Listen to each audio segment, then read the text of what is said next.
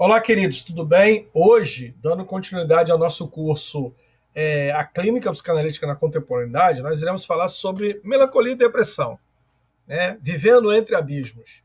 E quando a gente fala desse tema, a gente não tem como fugir da historicidade do próprio tema, como ele se evoluiu ao longo da história da civilização humana. É interessante a gente falar que ainda lá no Neolítico, ou seja, 5.000 anos atrás, 5.000 anos antes de Cristo, você tem já documentos que falam, que mostram ali uma espécie de técnica, né? Um método que era utilizado com a intenção de liberar os espíritos malignos do crânio, da cabeça. Né? Era uma técnica conhecida como trepanação, o que mostra que já se tinha uma ideia de que esses demônios eles estavam alojados no cérebro. Existe um documento também, por volta de 1550, um documento chamado Papiro Ebers. Para quem não conhece, papiro é esse tipo de papel. Né? Aliás, o papiro, a palavra latim papyrus, né? De onde vem a palavra papel, de onde se origina a palavra papel. Eram caniços, né? Para quem não sabe, esse documento aqui, esse aqui é um papiro egípcio, desenhado, refletindo inclusive a ideia do que era do que era o papiro, que eram esses caniços, essas plantas que nasciam às margens do Nilo, e aí se pegava esses tronquinhos aqui, né, e colocava-os para secar, tinha todo o método da qual se extraía as fibras, ele é extremamente fibroso, né, e dessas fibras se fabricavam cordas, barcos e as folhas feitas, né, para a escrita. Veja bem como é que elas são entrelaçadas, né? Não sei se vocês estão conseguindo enxergar bem como é que elas são entrelaçadas. Então, isso aqui é um papiro. Né? E é da palavra papiro que surge, então, a palavra papel, né? Do latim papyrus, a palavra papel. Esse papiro Ebers era um documento de quase 20 metros de comprimento. E aí ele listava, ele foi escrito no Antigo Egito, ele listava fórmulas mágicas e remédios destinados a afastar os demônios causadores de doença. Entre essas doenças estavam, escrito ali nesse documento, a depressão e a demência. Então, veja bem que tanto o documento Ebers como lá no Neolítico já se identificava a cabeça como ponto de origem da doença mental. Agora, os egípcios foram os primeiros a apontar o cérebro. E aí eles praticavam uma espécie de terapia muito próxima do que nós fazemos hoje, né? Que é incentivar os loucos a participar de danças e de recitais. Há um outro documento também antigo, por volta mais ou menos escrito lá por volta de 900 antes de Cristo, que é a Bíblia, o livro de Samuel. O livro de 1 Samuel, no capítulo 16, versículo 14, diz assim, ó: o Espírito do Senhor se retirara de Saul e o espírito maligno vindo do Senhor o atormentava. Os servos de Saul lhe disseram: eis que o espírito maligno vindo de Deus te atormenta. Essa narrativa, né, fala de um rei que se torna extremamente melancólico após entrar em conflito com o profeta Samuel. Isso aqui é a tradução ecumênica brasileira, TEB. TEB é conhecido entre os teólogos como a melhor tradução, né, do Antigo Testamento e do Novo Testamento em termos de Bíblia no mundo. Uma das melhores traduções. E aí, nesse documento, né, nesse texto, a gente vai ver que a melancolia aqui ela é mais como um adjetivo e não como um estado, né? Não é como um termo. É um adjetivo que fala de um rei que entra no processo de ser atormentado por um espírito ruim, ou seja, ele entra no processo extremamente agressivo, raivoso, né? Isso por conta de um conflito entre ele e a figura simbólica paterna de proteção e orientação divina, que era o profeta Samuel. Então, a partir desse momento, onde o rei desobedece a uma ordenança de Samuel, ele fica de ânimo abalado, se sente culpado por essa transgressão e recebe esse castigo, né? Então, isso atormenta tanto, gente, que Saul acaba por cometer suicídio. Né? A transgressão causa culpa, e essa acaba por fragilizar o rei, né? Acaba por fragilizar o rei nesse processo melancólico, né? Que o acaba levando ao suicídio. Então, veja como esses textos apontam para a loucura como uma coisa transcendente, né? A loucura como algo que vem como castigo dos deuses. Isso é tão forte que Davi, fugindo da ira, né? Davi, quando foge da ira de Saul, não tendo para onde ir, ele vai buscar refúgio entre os inimigos de Israel. Ele vai buscar refúgio entre os filisteus. Gente, Davi, para vocês terem ideia, Davi vai morar entre os filisteus por volta de mais ou menos mais de um ano. Davi vai residir entre os filisteus por volta ali se eu não me engano, de um ano, e 4 meses, que Davi vai morar entre os filisteus. E para morar entre os filisteus, ele vai se utilizar da própria mitologia dos filisteus, que também acreditavam, né? Eles eram cananitas, então adoravam os deuses cananitas, e também acreditavam na loucura como uma manifestação da ira dos deuses. O texto diz assim, ó, no 1 Samuel, no capítulo 21, versículo 12, diz assim, ó, versículo 12, 9, às vezes são tão pequenininhas, que diz assim: os servos de Aquish disseram-lhe: não é esse Davi o rei do país? Não é dele que se cantava dançando? Saul matou milhares, mas Davi dezenas de milhares. Davi então fica impressionado com essas palavras e fica com medo de Aquish, o rei de Gate, né? Então ele simula loucura, literalmente altera seu julgamento, seu juízo. Literalmente o texto hebraico diz assim: Davi então, naquele instante, quando ele fica com medo de ser morto pelos filisteus, ele simula o seu juízo. Aos olhos dos filisteus se põe a divagar, ao cair nas suas mãos, a riscar sinais nas folhas da porta e a babar na barba. Então Aquish diz ao seu servo: bem, vedes que é um louco. Por que vocês trouxeram a mim? Será que eu não tenho aqui falta de loucos para me trazer mais um? E aí Davi parte dali, se refugia na caverna de Adulã, né, e vai residir entre os filisteus por mais de um ano, por conta desse artifício que Davi utiliza, que é se fingir de louco, né, se fingir de alguém já amaldiçoado ali pelos deuses. Então, essas são as narrativas sobre a loucura no Oriente Médio, né? Mas no mundo grego, principalmente na era clássica, também a loucura é vista como algo advindo dos deuses. E aí aqui eu estou com o livro A Ilíada de Homero, que é um clássico da, da Grécia, né? Um clássico grego. A Ilíada de Homero, no canto 4, que vai falar de um herói chamado Belerofonte. Belerofonte, ele compra briga com os deuses. Então ele ascende, né? Ele tenta ascender ao Olimpo. E aí, quando ele tenta ascender ao Olimpo, ele vai suscitar a ira dos deuses.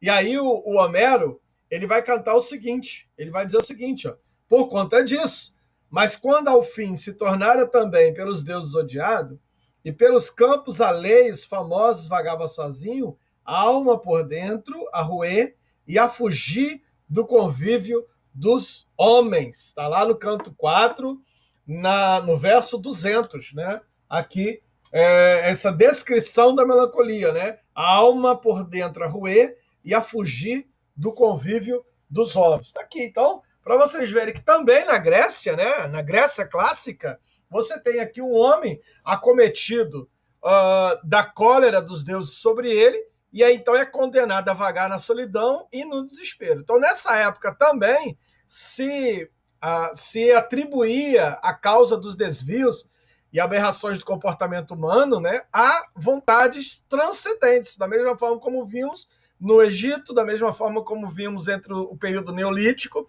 da mesma forma como vimos também na teologia, né, na literatura vétero-testamentária. Então, se acreditava que todo descontrole mental era algum tipo de interferência sobrenatural. Então, o comportamento irracional, insensato, era determinado por uma ordenação transcendente à vontade do próprio homem.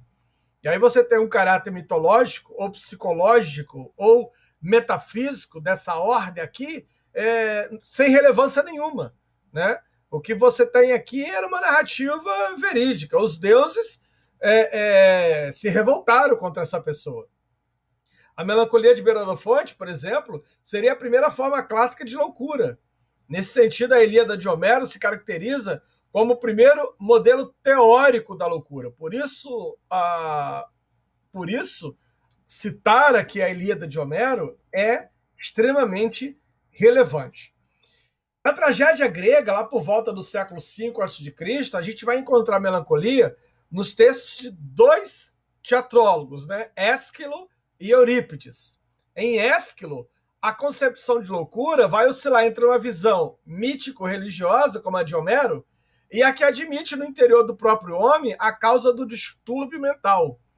E aí você tem a loucura de Orestes, né, que é um personagem de Ésquilo, que é considerado um personagem profundamente melancólico, fruto de conflitos impostos pelo destino, né, que transcendem qualquer possibilidade de escolha individual. Lembrando que destino aqui são os deuses, tá?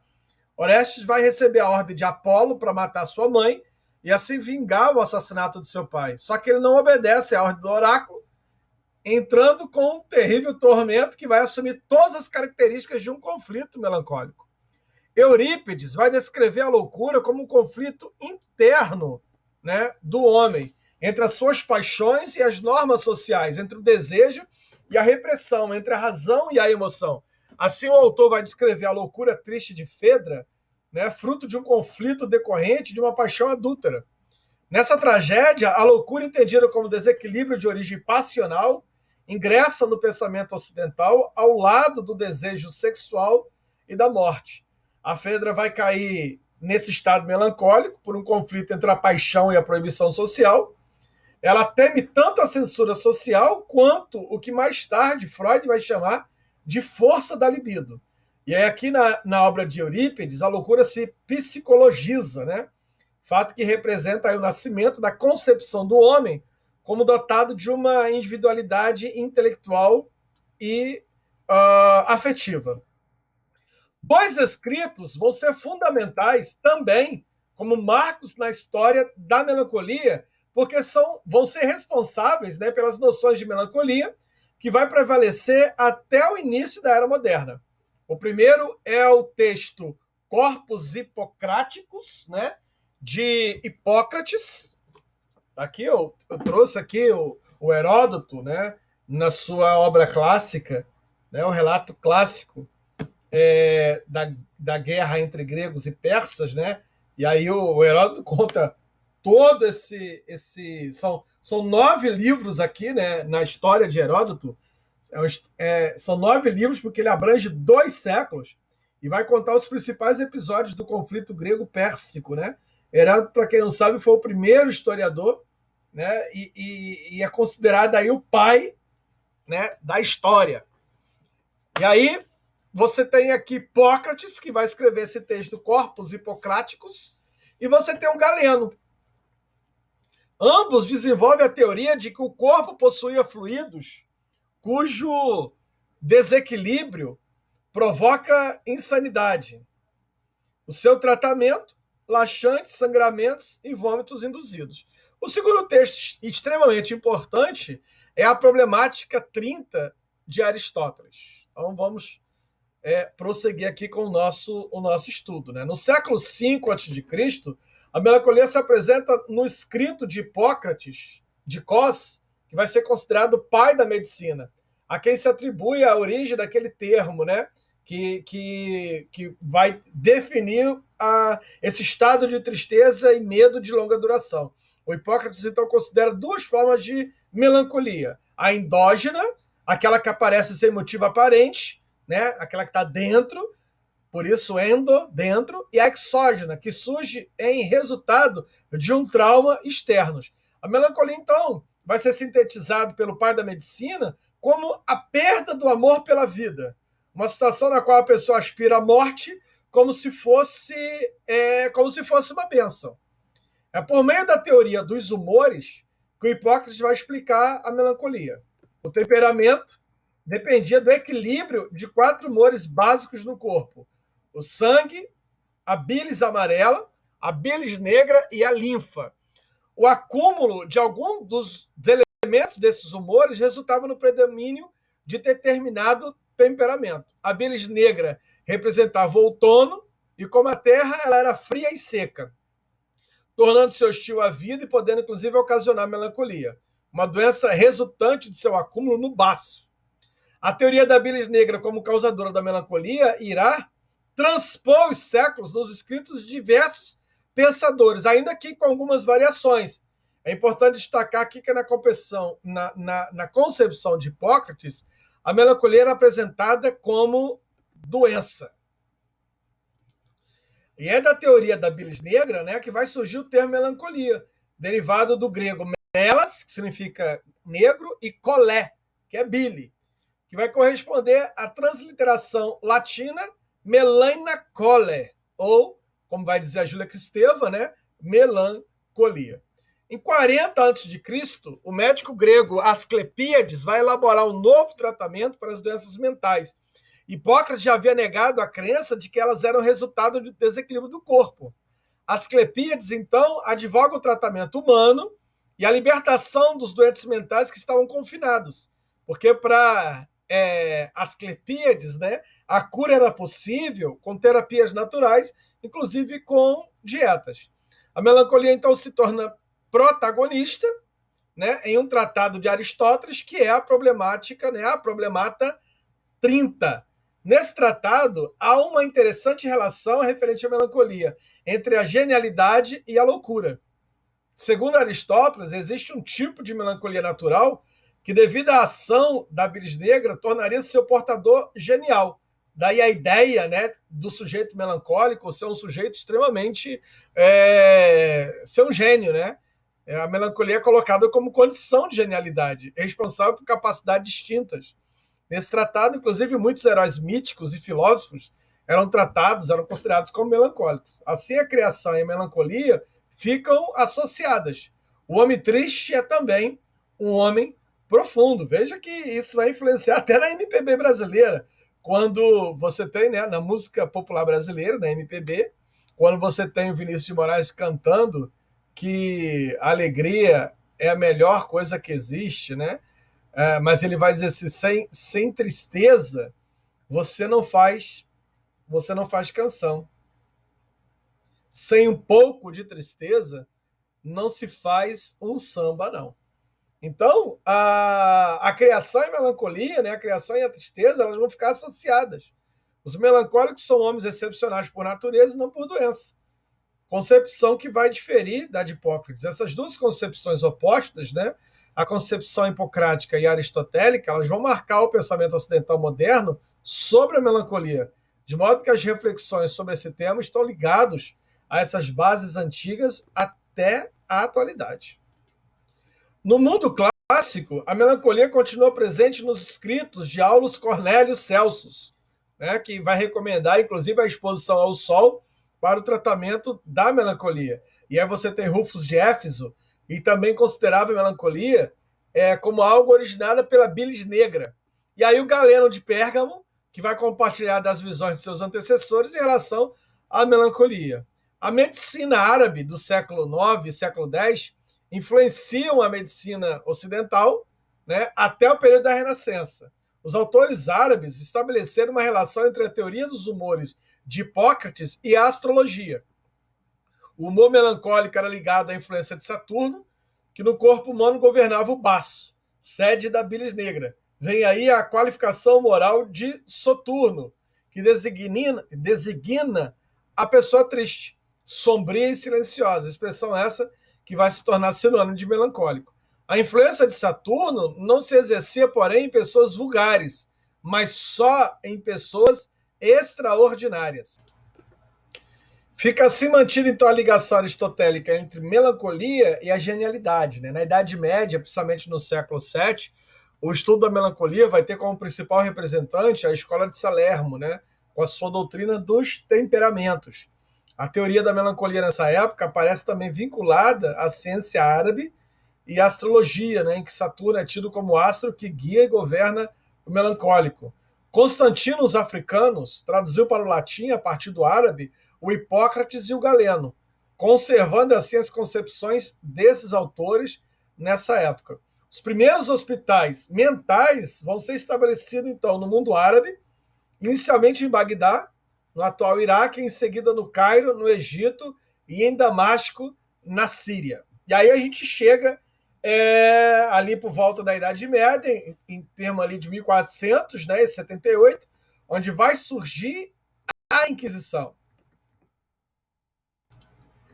Mas antes da gente falar do período da Inquisição, a gente precisa dar uma pausa aqui para reafirmar, né, aquilo que, a partir de Hipócrates, né, ou seja, inspirado em Hipócrates, que é o pai da medicina, né, considerado o pai da medicina, a gente tem aqui o Galeno de Pérgamo, né, o médico e filósofo, criando a teoria dos 4 temperamentos, ou dos 4 humores, né, mostrando que o equilíbrio ou desequilíbrio entre eles é que vai determinar a nossa personalidade e a nossa propensão a certas doenças. É muito interessante esse tema. Inclusive, esse tema vai ser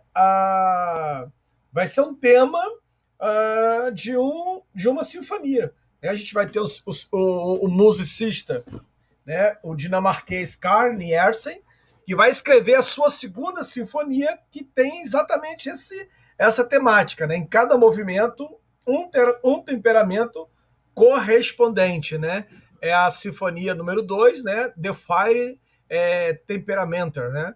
Os 4 temperamentos, onde a gente vai ter o primeiro ato colérico, o segundo ato fleumático, o terceiro melancólico e o quarto o sanguíneo. Vale muito a pena vocês ouvirem essa sinfonia, que aliás eu gosto demais. Então, em 1478 vai surgir a Inquisição, e esta passa a perseguir os doentes mentais porque vão ser vistos como possuídos pelos demônios. Para vocês terem ideia, em Sevilha, os inquisidores Miguel de Morcillo e Juan de Saint-Martin vão queimar quase 500 pessoas em 3 anos. E aí amuletos e remédios naturais, né, como chás de ervas purificantes, vão ser os tratamentos mais comuns contra a loucura. E aí surge a Renascença. Na Renascença, a melancolia vai tornar o homem capaz de produção intelectual, né? É assim que se pensava, e artística. Então havia ainda a presença da concepção aristotélica, que concebia aí a genialidade aliada a esse estado de melancolia. No século XVII, a época da primeira aparição da palavra psicologia e do crescente interesse pelo estudo da mente, a melancolia como uma doença começa a ser estudada intensamente por médicos e pensadores. Aí as fronteiras entre medicina e filosofia ainda eram muito tênues, né? No entanto, o conceito de melancolia ele era bastante filosófico. Ainda predominava a teoria dos humores, que se constituía uma metáfora poderosa, né? A teoria humoral ela permanece praticamente intocada durante 14 séculos. Na verdade, as teorias da época elas seguiam 2 correntes: os adeptos da corrente aristotélica, que colocavam a melancolia como condição de erudição, de genialidade e dotes para a arte, e o da corrente hipocrática ou galênica, né, que caracterizava a melancolia como um distúrbio de humores. Portanto, não havia um consenso aí a respeito da melancolia como doença, questão que vai sofrer profunda mudança com o advento da ciência mental, como a gente vai ver daqui a pouco. Então, Da Vita Tríplice, que é um manual que vai ser escrito pelo renascentista Marcellus Ficinus, né, que era médico, filósofo, mago, astrólogo e melancólico, reuniu 4 teorias sobre melancolia. A hipocrática, que era a teoria dos humores, a platônica, que era poesia e furor, a astrológica, Saturno e melancolia, e a aristotélica, melancolia e genialidade. Esse estudioso ele considerava a melancolia um grande tormento, mas também uma grande oportunidade para os homens de estudo. Aí a gente chega em Lutero, ali no século XV, né? Lutero, na Reforma, instala a melancolia entre os grandes homens, impossibilitando a expiação da culpa pelas ações. O O barroco é dominado pelo espírito melancólico, herança de 2 milênios, predominando neste universo o ensimesmamento, né? A autocontemplação e a culpabilização. Lá no final do século XVIII, início do século XIX, nós temos outras correntes que vão se manter e vão se opor ao romantismo, né? A medicina mental, que merece destaque por ser precursora da psiquiatria, uma das principais detentoras do conhecimento científico sobre as psicopatologias na contemporaneidade, entre elas a melancolia e a depressão. A grande internação, né, dos séculos XVII e século XVIII, ou seja, a aglutinação de todo tipo de loucura no mesmo espaço, vai criar a possibilidade, já no século XIX, de conhecer e tratar as formas de loucura, permitindo assim o nascimento da psiquiatria. Nessa época, a medicina científica se fundava no discurso da anatomoclínica, né, e da anatomopatologia. O seu saber partia das observações dos órgãos lesionados e da associação destes aos sintomas e queixas dos doentes, constituindo o saber científico sobre as causas das doenças. A cura, né, ao lado do conhecimento sistemático das origens das patologias, passa a ser, então, a meta principal desses pesquisadores. Vai ocupar aí o lugar do ideário de salvação da Idade Média, né? E assim se consolidava-se a medicina por meio de uma dupla articulação entre o olhar de superfície da anatomoclínica, né, e o estudo dos sinais e dos sintomas por intermédio do corpo, e o olhar de profundidade da anatomopatologia, que era o conhecimento da composição dos órgãos corporais por meio da descrição dos tecidos lesionados. Tem um livro que vai trabalhar bastante isso, que é o Físico, né, um romance chamado Físico, de Noam Gordon, que vai trabalhar bastante o desenvolvimento dessas duas linhas da anatomia. Então, a anatomia ela vai conferir à clínica uma positividade afetiva, indo ao encontro das exigências do conhecimento científico do final do século XVIII e do século XIX, onde o corpo passa, dessa forma, a ser o lugar e a sede de inscrição por excelência das enfermidades. Você tem uma ruptura aí com a questão da transcendentalidade. Agora não é mais o transcendente, não é mais os demônios, não é mais os deuses, não é mais as eríneas, né? Mas o corpo passa a ser o lugar e a sede de inscrição dessas enfermidades, reafirmando tanto, fato esse reafirmado tanto cientificamente como socialmente. No entanto, tratar do tema da loucura não era uma questão tão simples, né? A gente tem uma impossibilidade de encontrar as necessárias lesões para fundamentar o saber e a clínica da ciência médica positiva, né? As doenças mentais passam a ser renegadas e consideradas não passíveis de estudos científicos. Os estudos das perturbações mentais não conseguem se fundamentar nos saberes advindos da racionalidade médica, né? O discurso da anatomoclínica, que era a base epistemológica da medicina científica, não encontrava legitimidade no campo da psiquiatria. E aí você tem, então, a partir de 1745, um homem chamado Philippe Pinel, médico, matemático e enciclopedista, que vai inaugurar o campo do estudo da loucura, momento em que as desordens mentais passam a ser também objeto de estudo da medicina. Em 1793, ele assume a direção do Hospital Geral de Setre, né, ordena o desacorretamento dos alienados e introduz a era dos alienistas, né?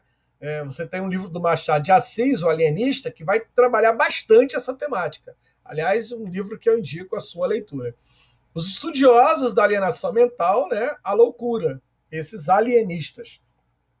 Este ato estabelece o primeiro espaço rigorosamente médico para os alienados, pois ao libertar os loucos, o Pinel vai afirmar que esses deviam ser submetidos a um tratamento asilar sob regime de completo isolamento.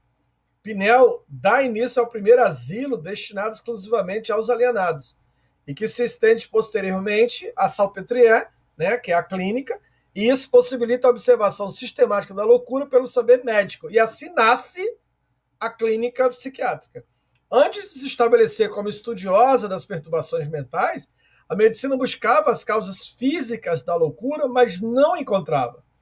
Entretanto, Pinel, partindo de outras bases epistemológicas, né, por exemplo, ele vai falar das causas morais, que eleva a perturbação mental, ele eleva as perturbações mentais ao estatuto de objeto passível de ser estudado e tratado pela medicina, dando assim origem à medicina mental. ao propor e possibilitar um tratamento para a loucura, ele atende a pelo menos um dos pré-requisitos da medicina, que é o quê? A pretensão da cura. Pinel, então, se torna um dos principais defensores do tratamento adequado para as doenças mentais, diferentemente dos médicos do século XVIII, que além de imporem bizarras formas de domesticação aos doentes mentais, também não acreditavam em sua cura. Os estudiosos influenciados por Pinel no século XIX vão acreditar que os loucos deveriam receber um tratamento justo e digno. Pinel levanta a possibilidade de cura da loucura por meio do tratamento moral, ao entender que a alienação é produto de distúrbio da paixão no interior da própria razão e não a sua alteridade. Contudo, tanto louco como melancólico eram privados do convívio com a sua família. Eles recebiam lugar para se tratar e não interromper, né? Ou seja, não atrapalhar, incomodar o bom andamento da interação social. Isso não era entendido como perda da liberdade, ao contrário, o tratamento poderia restituir ao homem a tal liberdade subtraída pela alienação. Então, seguindo a tradição da história natural e da filosofia do conhecimento de Locke, né, Pinel insiste que a loucura deveria ser rigorosamente observada, descrita e classificada. E assim assim surge a nosografia. Então, foi ele, o Pinel, responsável pelo nascimento e pela consolidação da medicina mental, estabelecendo para a loucura um estatuto patológico. Com o Pinel, a loucura passa a receber definitivamente o estatuto teórico de alienação mental, que vai impedir profundas alterações no modo como a sociedade passará a pensar e a lidar como a loucura daí por diante, né? Assim, com o Pinel no século XX, se inicia a era das classificações dos cuidados asilares. Havia um interesse em definir o que realmente significava melancolia, e os estados que antigamente eram vagamente classificados com este termo passam a receber uma infinita série de classificações em categorias e em subcategorias. Nesse momento, a melancolia também passa a ser alvo de estudo dos alienistas, né, e é adotado pela ciência médica. Então, para Pinel, a melancolia fazia parte dos quadros patológicos. Vai ser descrito como uma doença cujas vítimas tinham fixação em um orgulho desmedido, podendo ser acometida de abatimento, consternação e desespero. Pinel usa o termo mania para se referir a qualquer tipo de loucura, assim como fazia a maior parte dos textos gregos. No entanto, incentiva a observação e a descrição para que se realize uma correta classificação das diferentes formas de loucura. Então você tem aqui se inaugurando, né, um período no qual o discurso médico vai se apropriar da loucura, tornando-a única e exclusivamente uma doença mental. Jean-Etienne, né, Esquirol, que é um discípulo de Pinel, ele vai desenvolver seus trabalhos e se preocupar em construir uma nosografia psiquiátrica. O Etienne Esquirol considerava a loucura produto da sociedade e das influências morais e intelectuais. O psicanalista Moses Manoni, no livro Psiquiatra, Seu Louco é a Psicanálise, ele faz a seguinte observação. Ó. A sociedade, se não foi ela que criou a doença mental deles, dos loucos, tem agido de tal maneira para que a doença se conserve no hospital psiquiátrico. Lá ela se desenvolve numa cena como acontece no teatro. Ali leva-se a cena o pavor, a angústia e a rejeição. Bom, mais à frente eu vou citar esse texto de novo. Mas o mais importante aqui é essa questão que o Moses Manoni vai chamar, né? A sociedade como aquela que cria a loucura, né? Você tem o Etienne Esquirol, lá em 1700, já pensando isso. Ele considerava a loucura produto da sociedade, das influências morais e intelectuais. Então, para ele, o termo melancolia já era uma palavra desgastada, de noção muito literária, filosófica e um tanto vaga. Essa palavra classificada, né, consagrada na linguagem vulgar, para exprimir o estado habitual de tristeza de alguns indivíduos, ela devia ser deixada aos moralistas e aos poetas, que nas suas expressões não são obrigados a tantas severidades quanto os médicos, né?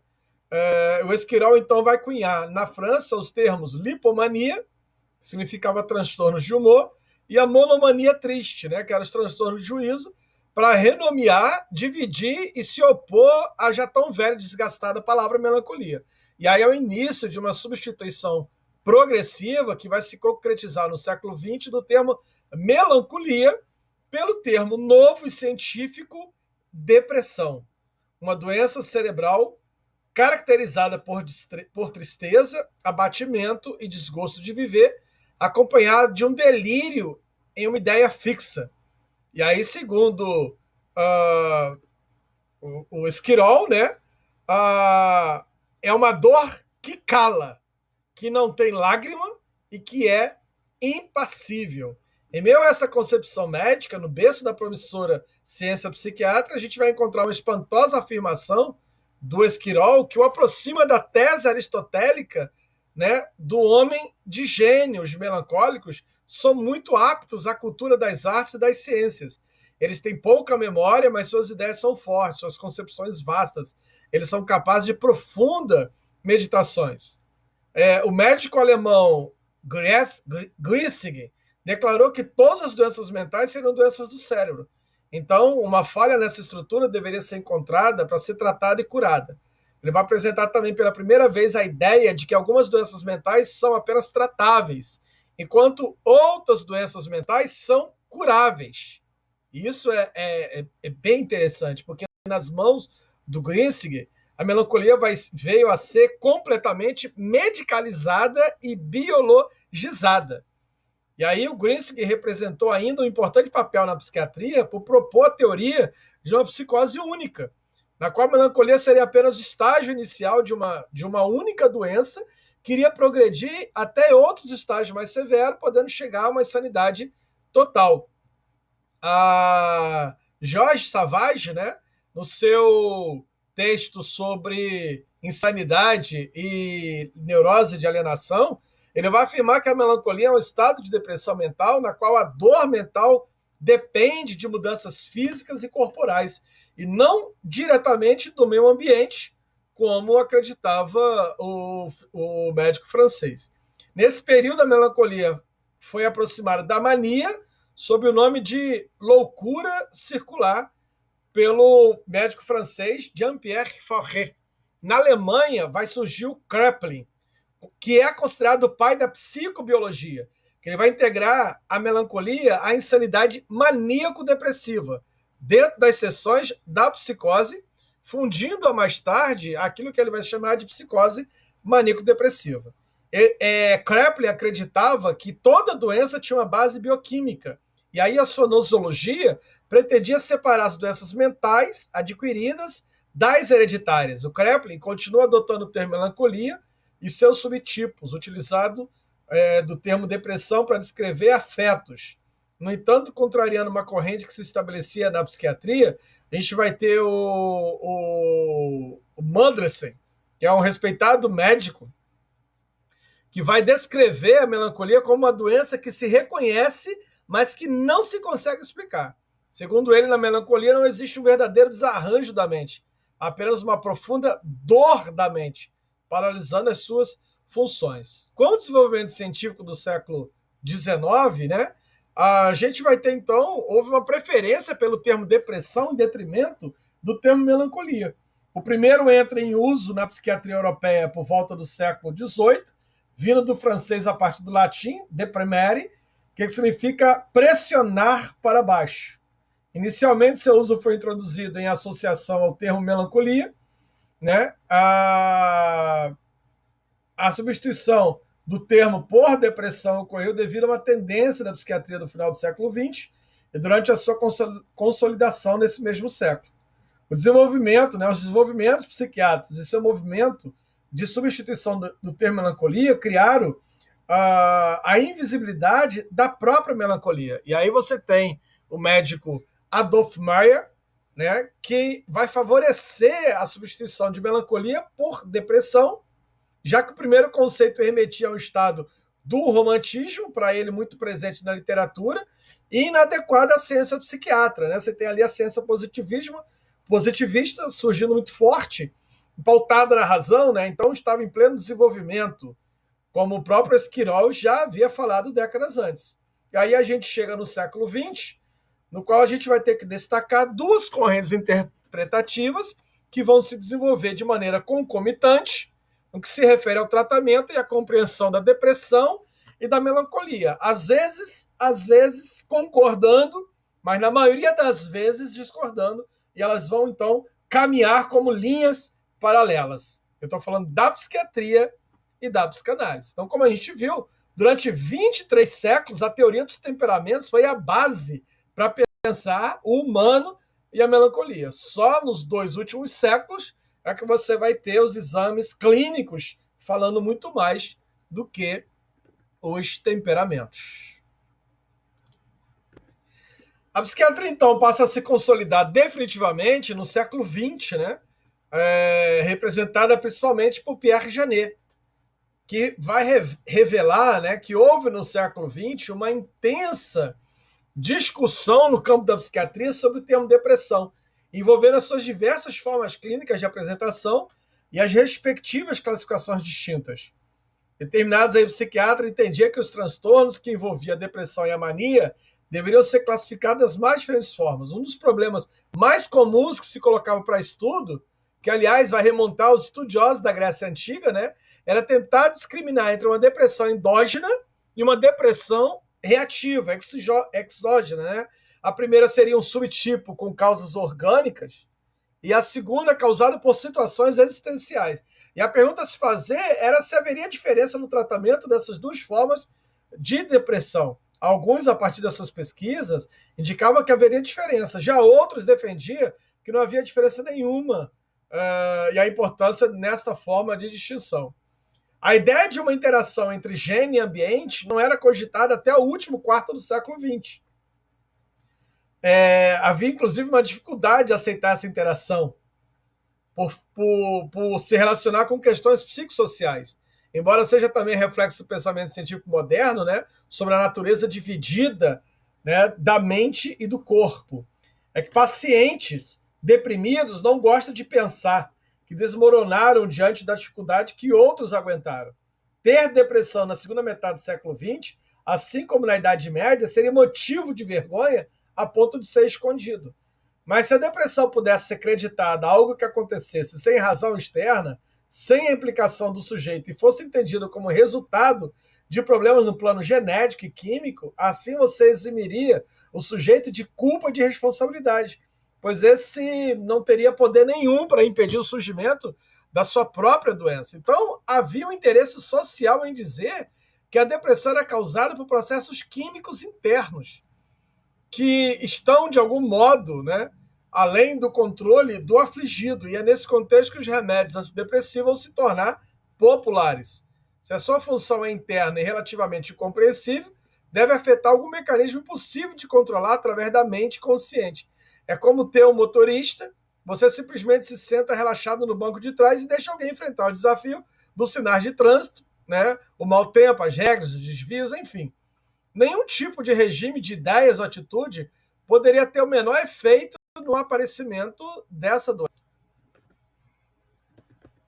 Então, você tem aqui a responsabilidade da causa, né, do trabalho de melhora para as instâncias químicas, né, voltar às instâncias químicas e biológicas. E aí você tem a descoberta dos antidepressivos nos anos 50, que vão dar origem a uma corrida entre os pesquisadores para se compreender a ação do funcionamento das drogas no organismo. Alguns, inclusive, começaram a propor que a serotonina cerebral, né, estava ligada às funções emocionais. Essa descoberta acaba servindo como base para afirmar a ideia de que o comportamento era resultado imediato da biologia. E aí assim começa-se a explicar as emoções, as psicopatologias, por meio dos neurotransmissores.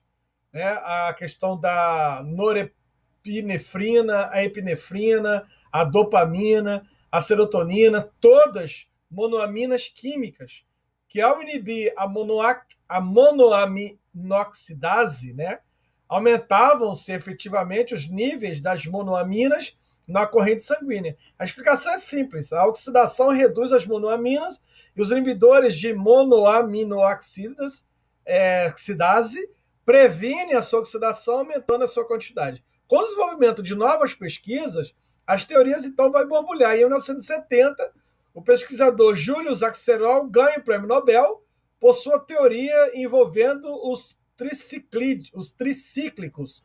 Os remédios tricíclicos aumentavam o nível de norepinefrina na fenda sináptica, sem aumentá-la na corrente sanguínea. E assim, imperava, em consequência, a nova ideia de que o ânimo era fortemente afetado pela ação da norepinefrina.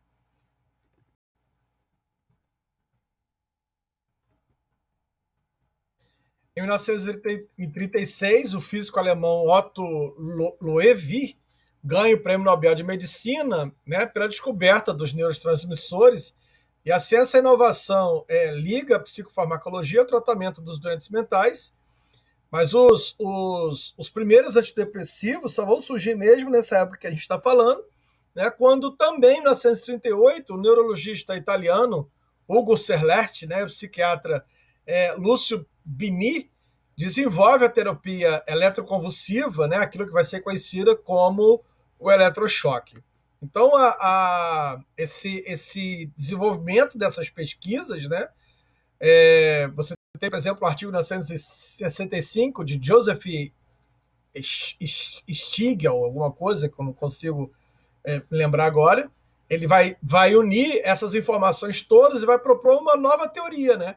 A emoção era regulada pela norepinefrina, pela epinefrina e pela dopamina, daquilo que ele vai chamar de coletivo chamado de catecolonaminas, né? E os inibidores de mal impediam o colapso dessas substâncias e assim aumentava a quantidade delas no cérebro, portanto, você tinha aí uma fenda sináptica, né?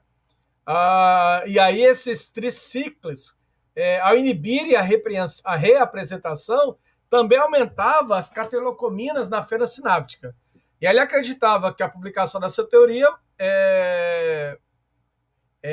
marcaria definitivamente a divisão entre a psicanálise e a psiquiatria. Outra teoria sobre as drogas antidepressivas é a dos receptores, que também está cheia de lacunas, né? Essa teoria propõe que se houver falha nos neuroreceptores, o cérebro então agiria como se tivesse uma carência de neurotransmissores, independentemente da quantidade real deles. Então, após os anos 70, muitos pesquisadores se empenham aí em redefinir a depressão como problema no sistema de serotonina.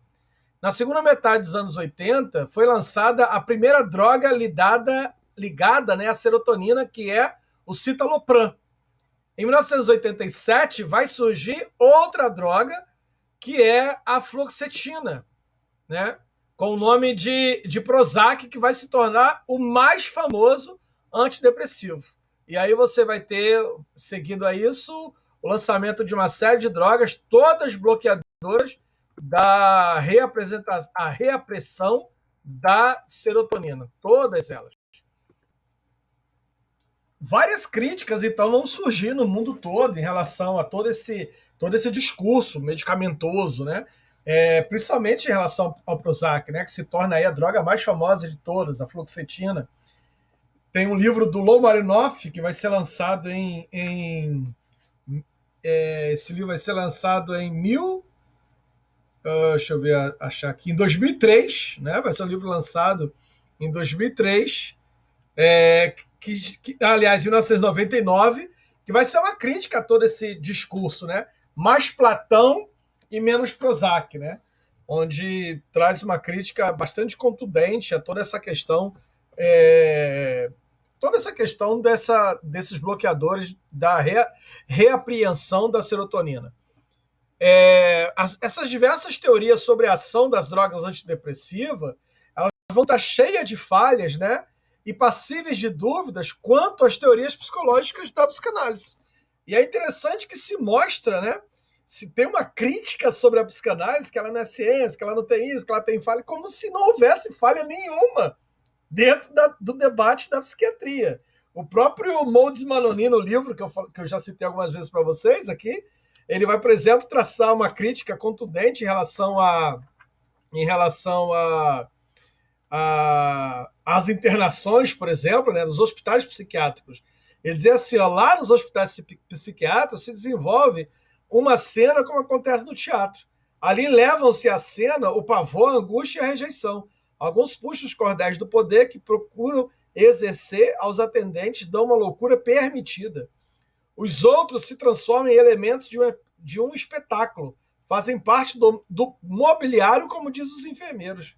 São eles, os loucos, a miséria, o horror, a decadência. E são tudo isso dentro do seu próprio silêncio ou dos seus gritos. E aí você tem uma crítica, né, dentro da psicanálise, do Maudit Manoni, você também depois tem uma crítica da Rodinesco desse quantitativo de medicamentos que a priori se faz como uma questão de uma cura, quando na verdade o que eles produzem é o silenciamento dos sintomas, né?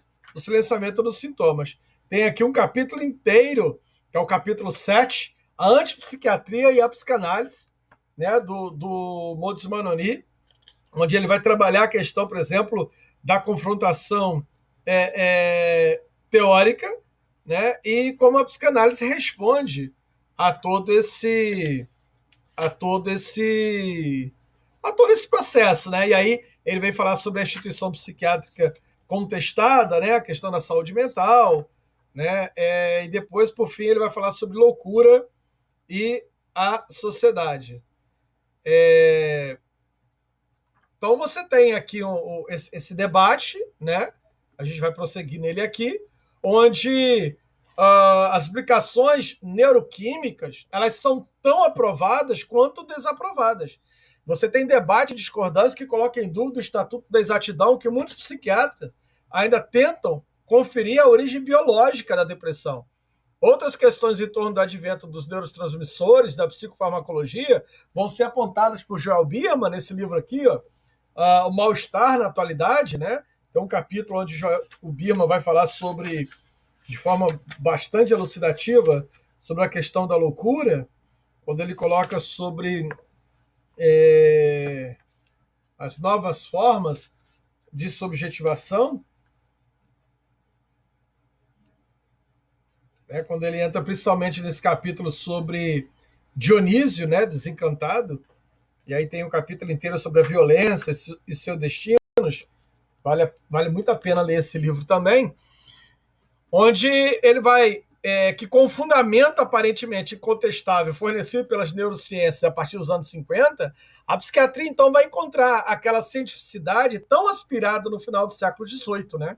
Naquela época o discurso psiquiátrico não encontrava legitimação nas bases epistemológicas das ciências médicas e permaneceu sempre em uma posição incômoda, enquanto pretensa especialidade médica. Então a psiquiatria se estabelece assim, afastada das bases do saber médico, como uma espécie de uma falsa medicina, uma pseudomedicina que não conseguia fundamentar seu discurso.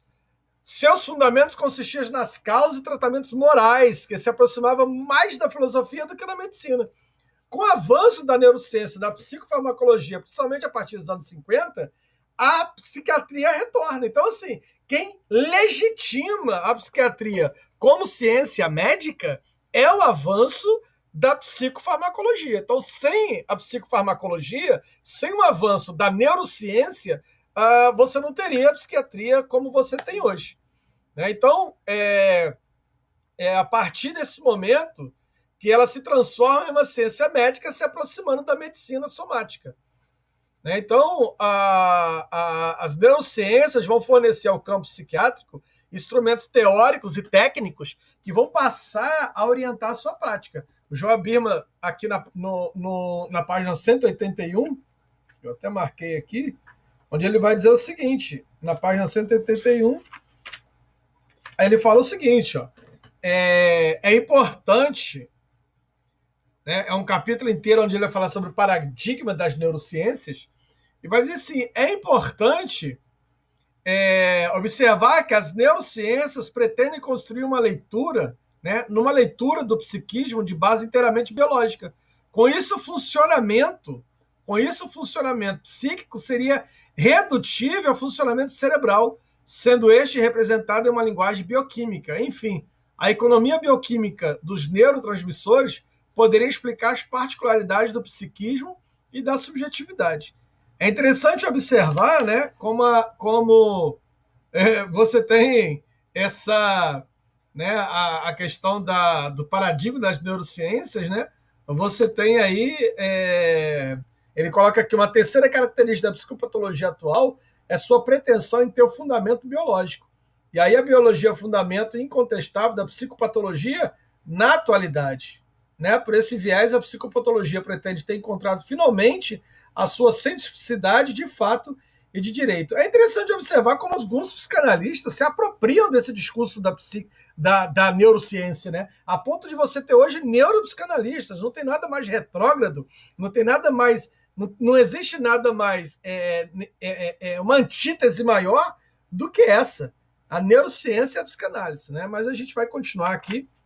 Aliás, esse é um debate bastante intenso, né? Porque é ainda, de acordo com Jorge Forbes, os resquícios existentes da psiquiatria nesses psicanalistas, né? Um lugar ao sol, um lugar debaixo do guarda-chuva da ciência. A psicanálise há muito já abandonou esse lugar desde Lacan. Então, essa transformação deve ser compreendida como uma transformação epistemológica, que vai produzir mudanças imediatas, né, na terapêutica psiquiátrica. A medicação psicofarmacológica passa a ser a principal modalidade de intervenção da psiquiatria. Quando as pessoas me perguntam qual é a diferença entre psicanálise e psiquiatria, a diferença é bem clara, né? Embora haja terapêutica em ambas, e aí tem a psicologia também, que quer ser a rainha, quer ser a dona da terapêutica, né? De vez em quando vem aí umas PLs que querem fazer com que a terapêutica seja exclusivo da psicologia, quer dizer, cada um com as suas neuroses aí, né? Mas, aliás, o Freud já dizia que é um sintoma da psicologia esse desejo de curar, né? E psicólogos dentro desse debate, né? Inclusive psicólogos meus amigos, com essa ideia de que a terapia é só da psicologia. Gente, já existe terapia também na medicina. Então, a diferença entre a psiquiatria, a psicologia e a psicanálise, de forma básica, né, é que há uma terapêutica na psicologia, há uma terapêutica na psicanálise, há uma terapêutica na psiquiatria. Só que a terapêutica psiquiátrica, ela tem uma compreensão diferente, porque ela está pautada na medicação psicofarmacológica como principal modalidade, né, de intervenção, se transformando, inclusive, em seu referencial fundamental. Quando se leva em consideração essa poderosa interferência medicamentosa, a psicoterapia tende a ser eliminada do dispositivo psiquiátrico, se posicionando aí como uma modalidade de intervenção secundária, né? Agora, a psicologia também é uma terapêutica, que se objetiva a um tratamento específico, enquanto que a psicanálise, ela tem uma terapêutica, mas ela não é só isso, né? Ela também é análise, ou seja, ela vai para além da própria condição do sintoma. O Birman vai apontar nesse livro alguns desdobramentos diretos desse fato. Um deles, e talvez o mais direto, é que a psiquiatria ela foi seduzida pela pretensão de se alçar ao estado de ciências médicas respeitável. E aí não deseja mais ter nenhuma proximidade com a psicanálise. É a partir daí que ela vai se afastar totalmente da psicanálise. Então, psiquiatria para lá, psicanálise para cá. O não afastar-se da psicanálise significa um risco de afetar a própria identidade médico-científica da psiquiatria. Afinal, psicanálise não é ciência. O que sou irônico, já que até perto dos anos 70 foi a psicanálise a principal fonte de saber e referência da psiquiatria, detendo inclusive a hegemonia do campo psicopatológico, né? Posso dizer, pois, que para a psicopatologia, e aqui o Birman vai dizer isso na página 186, ele vai dizer que quando ele fala sobre o espetáculo, né, e o narcisismo, pode-se dizer, pois, que para a psicopatologia, né, aliás, ele diz assim, a psicanálise passa, então, com isso, né, a ocupar um lugar secundário e periférico no discurso da psicopatologia atual. A psicopatologia da pós-modernidade se caracteriza pelos paradigmas biológicos, em que as neurociências funcionam como referências teóricas daquelas. Com isso, as psicoterapias ficam, né? Com isso, as psicoterapias ficam um plano secundário do campo da intervenção terapêutica, centrada substancialmente nos psicofármacos. A psicanálise passa a ocupar um lugar secundário e periférico no discurso da psicopatologia atual. Além disso, as intervenções assumem uma incidência pontual baseando-se em disfuncionamentos em que o registro das histórias do sujeito é algo absolutamente secundário.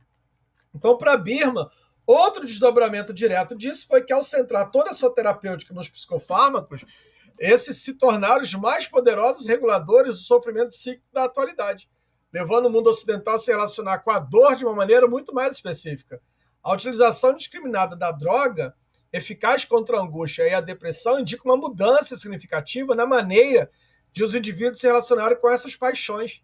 O limiar suportável para o sofrimento psíquico do indivíduo se baixa consideravelmente, levando inclusive a consumir essas drogas eficazes diante de qualquer manifestação dolorosa do humor. Não é segredo para ninguém que o Brasil hoje é o país que mais consome Rivotril no mundo. O evitamento de qualquer sofrimento psíquico pelo sujeito passa a ser uma coisa comum, aliás, se torna uma regra no mundo atual. A psicofarmatologia e a sua legitimação pelo saber médico vai contribuir para uma cultura centrada no evitamento da dor e do sofrimento psíquico. E assim se evitam os sentimentos depressivos e melancólicos a todo custo, naquilo que vai ser cunhado pela Rodinesco como o século do silenciamento do sintoma. A psiquiatria atual tem uma tendência a empregar o termo depressão como sinônimo e em substituição ao termo melancolia. Né? As recentes publicações psiquiátricas tendem a dissolver a melancolia na depressão, e que aquilo que no passado era chamado de melancolia era chamado depressão. Isso seria, então, de acordo com esses autores, apenas uma nova roupagem para aquilo que no século passado era chamado de melancolia. A esse respeito, é importante frisar que no século XIX, depressão e melancolia eram termos indistintos na psiquiatria alemã, embora houvesse a propensão para abandonar o segundo deles, né, a melancolia. No entanto, só em meados do século XX, com a elaboração do CID-6, é que se firmou-se oficialmente uma definição. Nessa edição, apenas 3 tipos de depressão eram reconhecidas: a reação maníaco-depressiva, a melancolia involutiva e a depressão neurótica. Ao chegar à sua 10ª edição, o CID-10 já contava com mais de 25 tipos e subtipos depressivos e catalogados. A tendência de catalogar a dor em todos os seus aspectos. Hoje o CID-11 tem cadastrado em torno de mais de 300 tipos de transtornos mentais. Né? O termo depressão passa sempre a dominar na psiquiatria sobre as modernas classes de transtornos afetivos ou transtorno de humor. Então, por exemplo, a psicose maníaco-depressiva passa a ser chamada de transtorno afetivo bipolar. Esses manuais de classificação psiquiátrica vão primar pela observação e pela descrição dos fenômenos que são diagnosticados a partir de determinados sintomas que se manifestam levando em conta sua duração, frequência e intensidade. Né? Por exemplo, o próprio transtorno bipolar é incluído no capítulo sobre o transtorno de humor e psicose maníaco, né? E afetivo. E se refere à depressão mania e não mais à melancolia mania. Essa desordem bipolar pode apresentar-se de maneira mais suave, recebendo o nome de ciclotimia. A depressão pode ocorrer como transtorno mais grave, a depressão maior, ou mais branda, que a distimia. Então, dessa forma, seguindo a tradição kraepeliana, os psiquiatras vão enfatizar um déficit ou insuficiência orgânica, muitas vezes uma deficiência inata.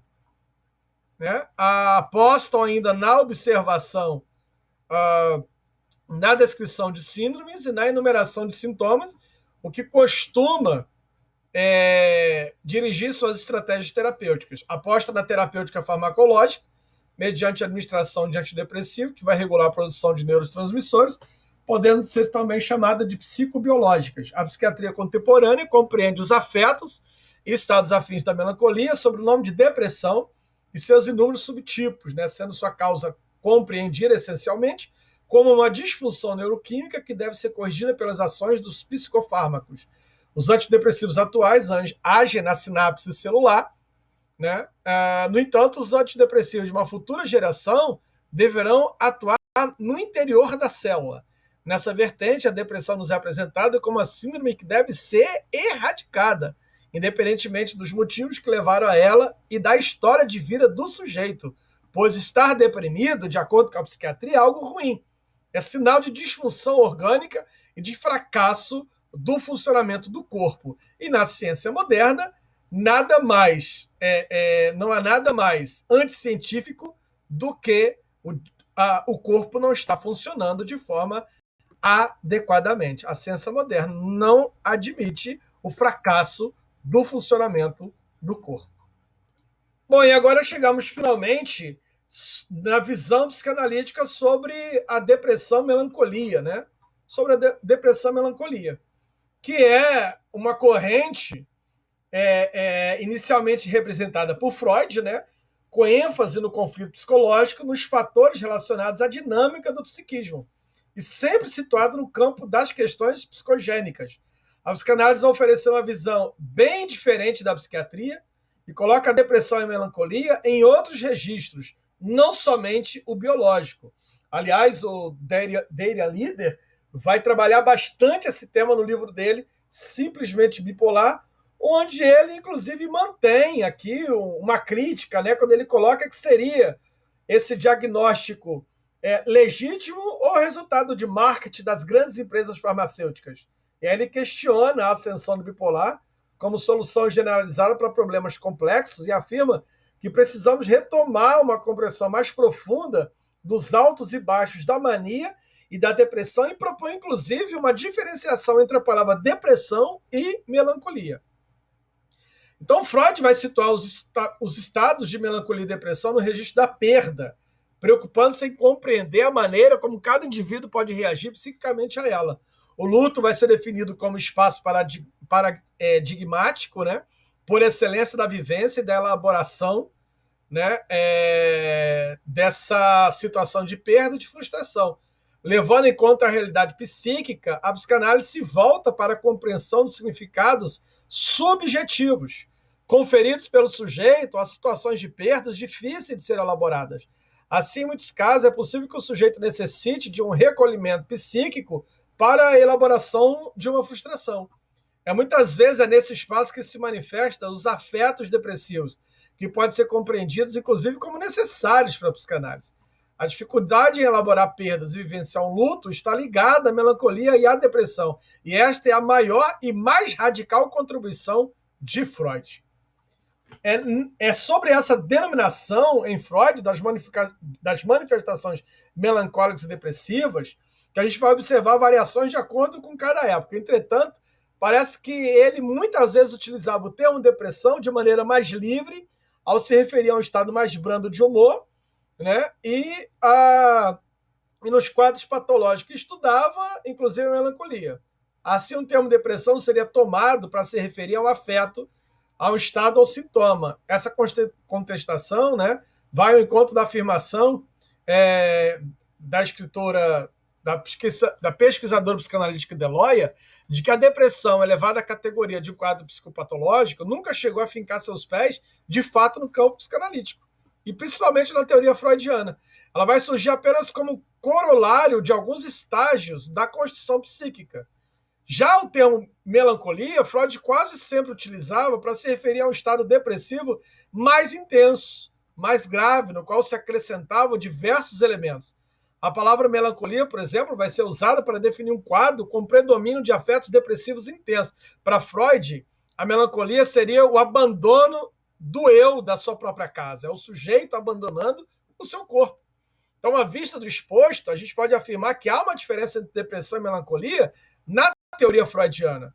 Porém, predominantemente, no que se refere à descrição de quadro clínico, melancolia é empregada para fazer referência a uma psicopatologia específica, bem demarcada, enquanto depressão é usada para descrever estados e afetos e sintomas de natureza penosa envolvendo tristeza, desgosto, preocupação e inibição geral.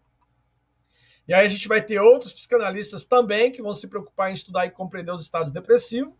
Dentre muitos estudiosos da depressão, a gente não pode deixar de mencionar aqui o Abraham, a própria Melanie Klein, né, o Jacobson, o Winnicott e mais recentemente, o Bleimar, né, e, claro, o Jacques Lacan.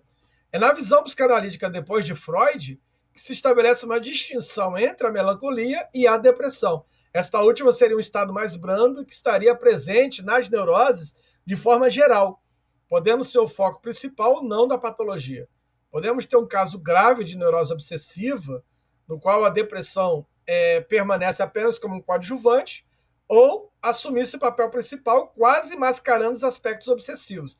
Já a melancolia seria uma forma aguda e acentuada de um estado depressivo presente nas psicoses.